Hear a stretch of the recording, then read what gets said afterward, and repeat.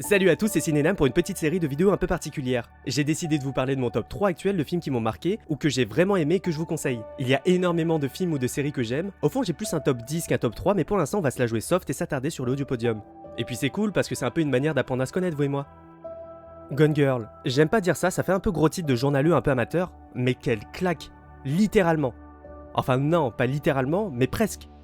Gone Girl est une adaptation du roman du même nom de Gillian Flynn, un best-seller qui a reçu en 2013 le Grand Prix des lectrices du magazine Elle dans la catégorie policier. Excusez du peu. À l'occasion de son 5e anniversaire de mariage, Nick Dunn signale la disparition de sa femme Amy. Très vite, le comportement étrange du mari amène tout le monde, son entourage, les proches et la police à se poser cette question: a-t-il tué Amy ? Plus j'y repense, plus je me dis que tous les ingrédients étaient réunis pour que cette adaptation soit réussie. David Fincher à la réalisation, Trent Reznor et Atticus Ross à la bande originale avec qui il avait déjà bossé pour The Social Network, le film sur Facebook là, et Millennium, Jeff Cronenweth pour la photo, Ben Affleck dans le rôle principal avec Rosamund Pike, et surtout, et c'est sûrement le point le plus important, Gillian Flynn au scénario. Parce que qui de mieux que l'auteur de son œuvre elle-même pour écrire le scénario du film qu'elle adapte franchement. Ce film est une magnifique et intelligente adaptation du matériau de base. L'ambiance, la personnalité des protagonistes, le sujet, l'intrigue, on retrouve tous les bons ingrédients qui ont fait de Gone Girl un best-seller et qui nous permet d'avoir ce magnifique thriller / film policier.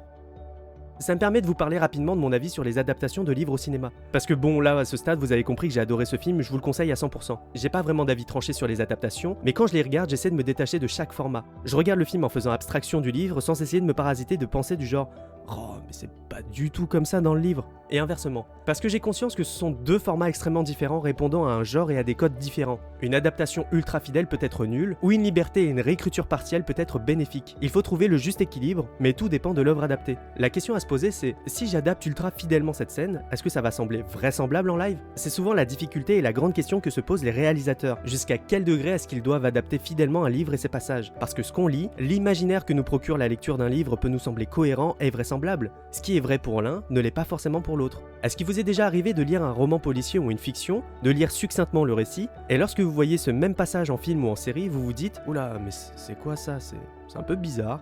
À aucun moment ce n'est le cas dans ce film.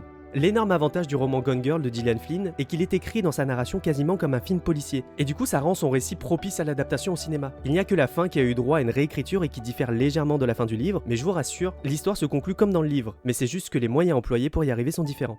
Autant à lire qu'à voir, Gone Girl est vraiment une perle à ne pas rater et je conseille tous ceux qui ne l'ont pas encore vu de s'empresser de le voir.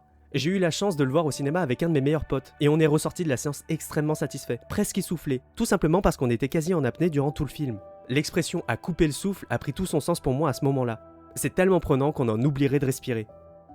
Si vous aimez les thrillers, les intrigues originales ou le style de David Fincher, je vous conseille ce film à 1000%. L'intrigue et la narration sont d'une justesse folle. J'aimerais vous parler des sujets qu'il couvre, mais j'aurais l'impression de vous spoiler même un tout petit peu même en vous donnant ce genre de détails. Du coup, si ce n'est déjà fait, regardez-le. Pour ceux qui voudraient, il est disponible sur Netflix et Prime Video inclus dans l'abonnement. Sinon, il coûte un peu moins de 3€ en location sur les différentes plateformes de VOD. J'espère sincèrement qu'il vous plaira. En tout cas, moi, comme vous l'aurez compris, je l'ai adoré. Avertissement. Des scènes, des propos ou des images peuvent heurter la sensibilité des spectateurs, et je le déconseille aux moins de 14 ans. Mais sinon, n'hésitez pas, foncez. Si vous êtes là, merci beaucoup d'avoir regardé cette vidéo. Vous êtes nombreux à m'écouter et à me faire des retours et ça fait vraiment plaisir. N'hésitez pas à commenter, j'aimerais vraiment avoir votre avis sur le film, à mettre un pouce en l'air si le format vous plaît et surtout à vous abonner pour ne pas rater la suite de mon top 3. Salut!